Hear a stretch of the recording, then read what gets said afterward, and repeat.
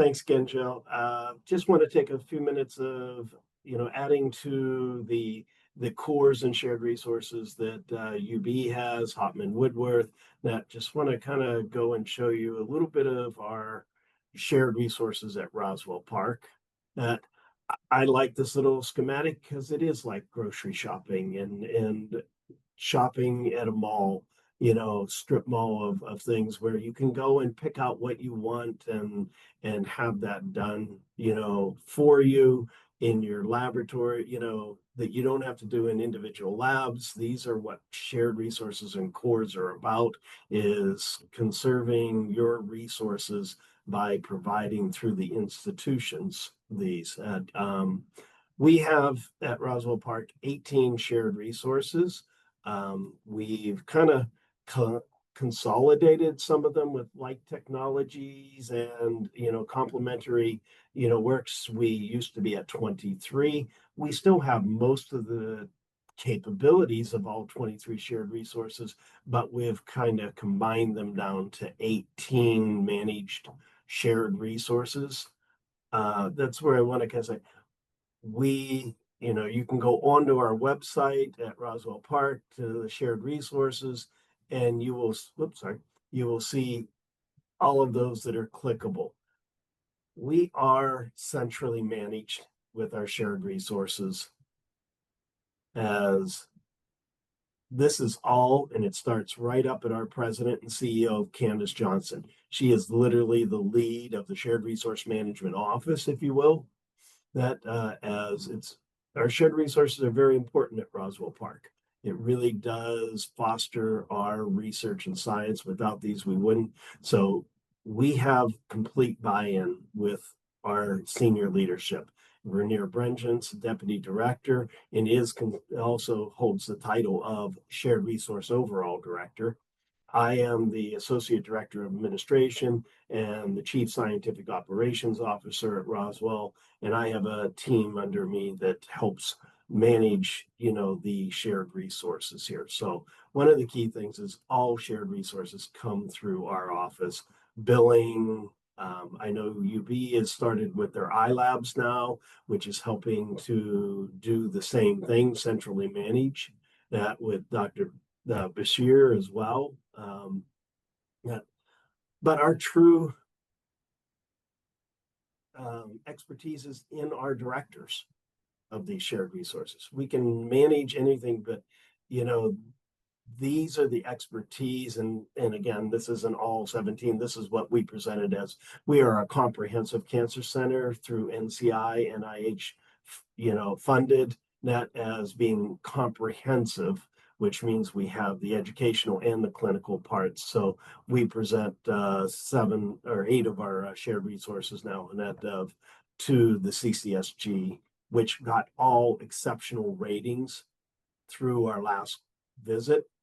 Our application, all our shared resources got the highest ranking of exceptional.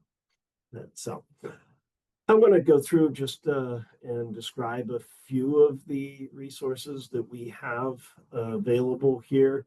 One of the main thing is the biorepository and laboratory services. We're right now currently working with certain individuals at UB to see how we can complement. Oh, this must be on a timer. That can, collaborate with our biorepositories and storage of specimens. That one thing that isn't on this slide, but I want to put, we also got a CO6 award, the same as UB did, and we're almost on the same timing, but ours is for our biorepository, and that's $7.8 million that to do a robotic biorepository storage system and remodeling the lab system that will process all the samples. But we have a high repertoire of patient-based samples in our biorepositories through many years of collections.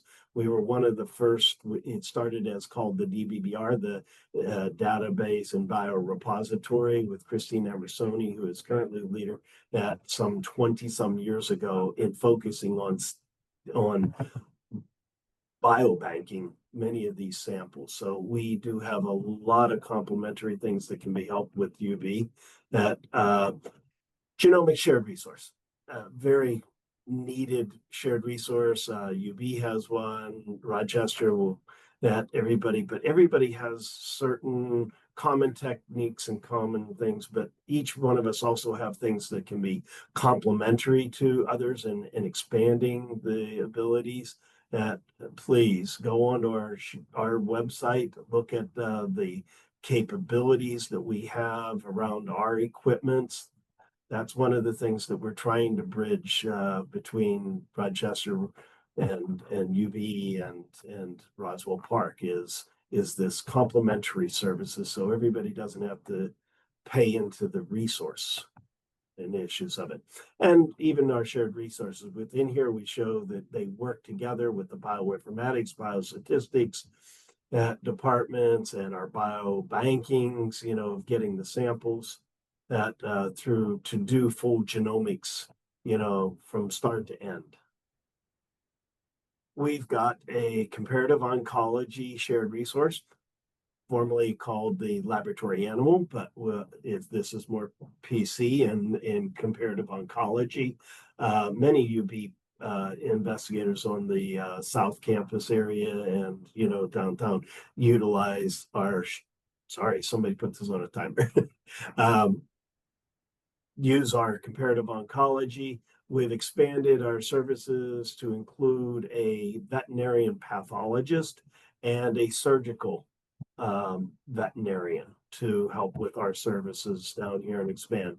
We've gone into larger animals of doing the woodchucks and the rabbits a little bit more, but it's one of the best resources we have in ALAC certifications. It's been certified very highly and sent up as one of the model institutions of having cleanliness and certifications. That flow cytometry. Flow cytometry, we're just now investing another $1.5 million into new equipments into flow, to our sorters, our high parameter phenotyping systems. That it's a real boom for us right now. That with the expansion of immunoassay based studies. Oh, sorry about this, guys. It just keeps slipping on me. So we've really expanded a lot with our capabilities and our equipment on this. That gene targeting. Gene targeting is a shared resource that we have actually been collaborative with UB for about 18 years, where UB actually helped support the shared resource for the investigators of doing transgenic mice. That everything from CRISPR technology that we have in this keeps it that UB doesn't have to have their own shared resource for the transgenic mice. They utilize Roswell's. It's just housed here, but we'd like to call it UB Roswell's transgenic facility. That so they sperm cryopreservations of samples, so you don't have to keep so many mice on the shelf when you're having long-term studies. That but this is a very highly coveted shared research. It's a small niche of type of science, but is very valuable. Our bioanalytics, metabolomics, and pharmacokinetic shared resource is something that we're really now looking at helping, collaborate between shared resources with UB and leverage some of the specialties we have around metabolomic bicrates, but then utilizing a good bit of the proteomics and metabolomic other bioanalytic capabilities of UB. But we have many pieces of equipment of mass spec, QTOF based, and others of doing analytics and pharmacokinetic studies around drugs that for diseases. The biomedical resource informatics, this is a very growing shared resource as it starts with really getting patient data related to assays being done, but it's the biodata repository, if you will, of farming the data. But as everybody's moving, we're moving to AI based analytics around this. Dr. Sarah Mullen came to us about a year and a half ago. She has great expertise in machine learning, but also in AI, operations around data that is really expanding. We actually joined in with UB in their grant that is still under review right now for AI expansion. That this is going to be a very much complementary work between us around biodata and using AI techniques. Translational imaging. This is where UB has a lot of cryo imaging, the electron microscope.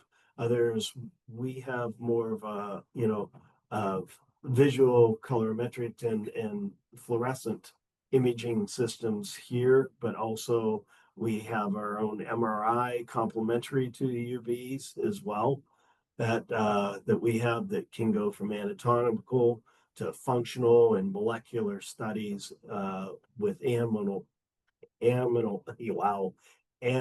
imaging. Sorry. So I'd like to kind of just end with this really is going to be a great venture that Joe had mentioned that we, UB and Wilmot are really working strongly to combine our shared resources to help, like I had said previously, reduce the capital expenditure costs, reduce duplication for low capacity equipment use, and really benefit all of our institutions. We're all under a bit of a financial crunch with certain grant changes and everything, and we've got to partner up together to do this. Anything further, Thank you, Joe? Dale.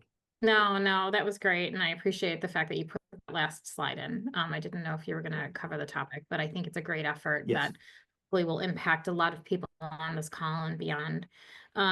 So we're fortunate to have Roswell in town. As all of you know, as a comprehensive cancer center designation. The only thing that I'll mention that Dale's put into other presentations is that they got an exceptional rating, their last renewal. So we are very, very fortunate to have them as not only research partners, but as a clinical facility accessible for so many friends and family. So thanks, Dale. Good. Thank you.